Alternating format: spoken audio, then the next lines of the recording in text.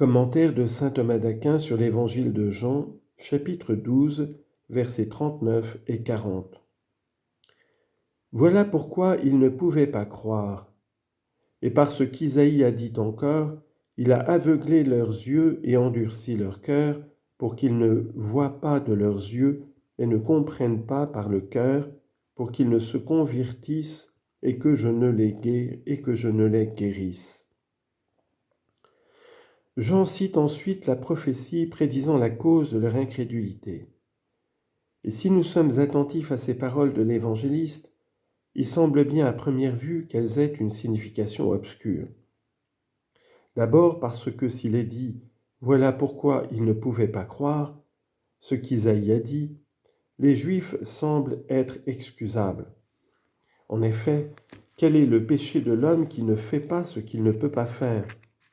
Et, ce qui est plus grave, on fait retomber la faute sur Dieu parce qu'il a aveuglé leurs yeux et leur cœur.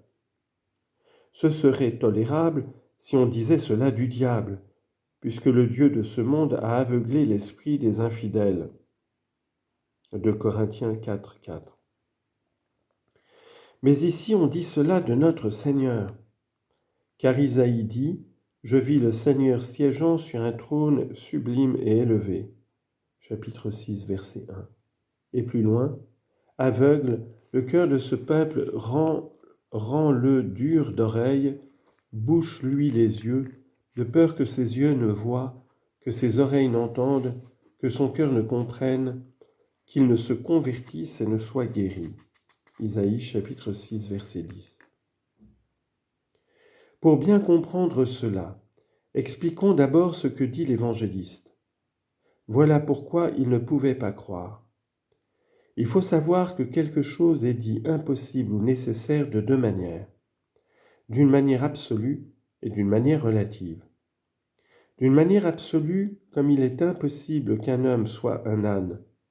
D'une manière relative, comme il est impossible que je sois à l'extérieur de la maison si je suis à l'intérieur. En fonction de cela, il faut donc dire qu'un homme est excusé s'il ne fait pas les choses qui, d'une manière absolue, lui sont impossibles. Mais s'il ne fait pas celles qui lui sont impossibles d'une manière relative, il n'est pas excusé. Ainsi, si l'on rapporte que quelqu'un a vraiment la mauvaise volonté de voler, et qu'il dit qu'il lui est impossible de ne pas pécher tant qu'il a cette volonté, il n'est pas excusé. Parce qu'une impossibilité de cette sorte n'est pas absolue mais relative. En effet, il peut abandonner cette mauvaise volonté. Il est donc dit, voilà pourquoi ils ne pouvaient pas croire, comme s'ils avaient dans leur malice une volonté aveuglée. Citation. Si l'Éthiopien peut changer sa peau ou le léopard ses taches, alors vous aussi pourrez bien faire, quoique vous ayez appris le mal. Jérémie 13, 23. Et encore, comment pourriez-vous faire le bien, vous qui êtes mauvais ? Matthieu 12, 34. Et c'est la même chose que si je disais de quelqu'un, moi, en aucune manière, je ne peux l'aimer, mais je l'ai en haine. Quant à la deuxième partie de la prophétie, il faut savoir que l'aveuglement et l'endurcissement venant de Dieu ne s'entendent pas comme si Dieu suscitait la malice ou qu'il poussait à pécher, mais du fait qu'il n'infuse pas sa grâce, grâce qu'il infuse par sa miséricorde. Mais la raison pour laquelle il ne l'infuse pas provient de nous, en tant qu'il y a en nous quelque chose qui répugne à la grâce divine. Car lui, quant à ce qu'il est lui-même, citation, illumine tout homme venant en ce monde.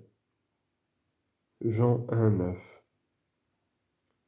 Et encore, il veut que tous les hommes soient sauvés. 1 Timothée 2, 4. Mais c'est parce que nous nous détournons de Dieu qu'il nous retire sa grâce. Citation. Parce que tu as, toi, rejeté la science, je te rejetterai. Osée 4, 6. Et encore, ta perte, Israël, provient de toi, en moi seul ton secours. Osée 13, 9. Et c'est comme si quelqu'un avait fermé la fenêtre de sa maison et qu'on lui disait « tu ne peux pas voir puisque tu es privé de la lumière du soleil. Or ce ne serait pas à cause d'un manque de soleil, mais parce que lui-même se serait coupé de la lumière du soleil. C'est d'une manière semblable qu'on dit ici qu'ils ne pouvaient pas croire parce que Dieu les a aveuglés. C'est qu'en fait eux-mêmes avaient produit la cause de leur aveuglement. Citation, leur malice les a aveuglés. Sagesse, chapitre 2, verset 21. Verset 40. Il a aveuglé leurs yeux et endurci leur cœur pour qu'ils ne voient pas de leurs yeux et ne comprennent pas par le cœur, pour qu'ils ne se convertissent et que je ne les guérisse. Après avoir vu cela, il faut considérer les paroles de cette prophétie du livre d'Isaïe, non pas en elles-mêmes, mais selon leur signification. Dans ces paroles donc sont contenues trois choses. Premièrement, l'endurcissement et l'aveuglement des Juifs. Deuxièmement, l'effet de l'un et de l'autre. Troisièmement, la fin de cet endurcissement et de cet aveuglement. À propos du premier point, il faut considérer que le Seigneur amenait à la fois de deux manières, par des miracles et par un enseignement. C'est pourquoi il les reprend sur ces deux points en disant « Si je n'avais fait parmi vous les œuvres que nul autre n'a faites, il n'aurait pas de péché. » Jean chapitre 15, verset 24. Et encore, si je n'étais pas venu et que je ne leur avais pas parlé, ils n'auraient pas de péché, mais maintenant ils n'ont pas d'excuse à leur péché. Jean 15, 22. Ils ont en effet méprisé l'un et l'autre. Donc, parce qu'ils n'étaient pas attentifs au miracle du Christ avec la ferveur qu'ils auraient dû avoir, il dit « Il a aveuglé leurs yeux », à savoir les yeux de leur cœur. Citation. Puisse-t-il illuminer les yeux de votre cœur. Éphésiens 1, 18. Pour qu'ils considèrent par leur intelligence que de tels miracles ne pouvaient être faits si ce n'est par la puissance divine. Citation. Toi qui as vu tant de choses, tu n'y fais pas attention. Isaïe 42, 20. Et qui est aveugle sinon mon serviteur? Isaïe 42, 19.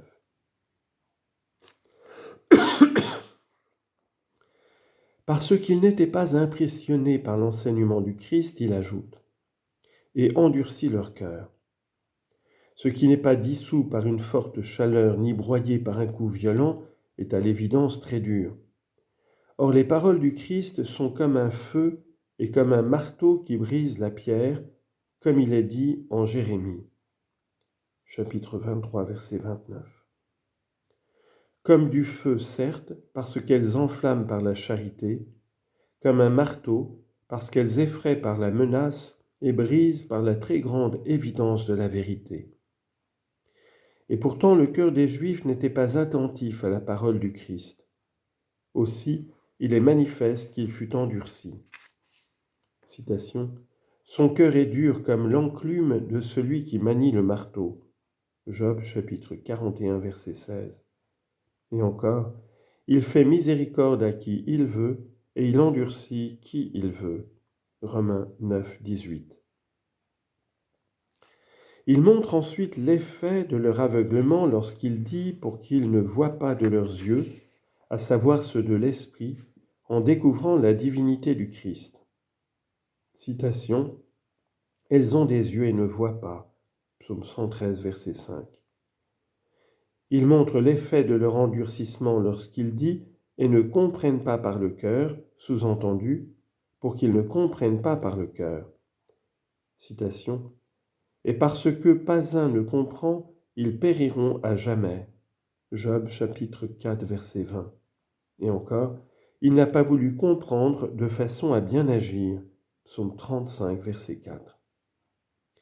Ici, il faut remarquer que l'expression pour que n'est pas prise au sens causal, mais au sens consécutif. Puis il indique la fin de cet aveuglement et de cet endurcissement. Et cela peut se comprendre de deux manières, comme le dit Augustin.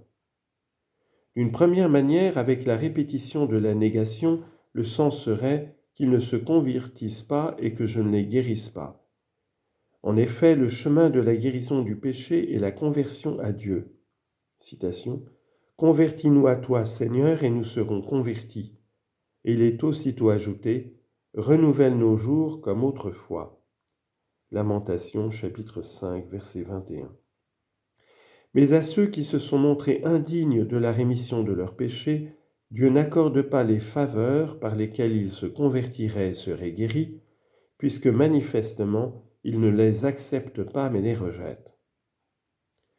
D'une autre manière, sans la répétition de la négation, le sens serait « Ils ont été aveuglés et endurcis, afin que pour un temps ils ne voient ni ne comprennent, et qu'ainsi, ne voyant ni ne comprenant, c'est-à-dire ne croyant pas dans le Christ, ils le tuent, puis, touchés de componction, se convertissent et soient guéris. » Car Dieu permet que quelques-uns parfois tombent dans le péché afin qu'ils soient humiliés. Ils se rétablissent plus fermement dans la justice. L'une et l'autre de ces explications se retrouvent chez différents juifs. La première chez ceux qui sont demeurés jusqu'au bout dans le refus de croire, la deuxième chez ceux qui, après la passion du Christ, se sont convertis au Christ et qui, pris de componction en leur cœur par les paroles de Pierre, ont dit aux apôtres « Frères, que devons-nous faire » Actes chapitre 2, verset 37.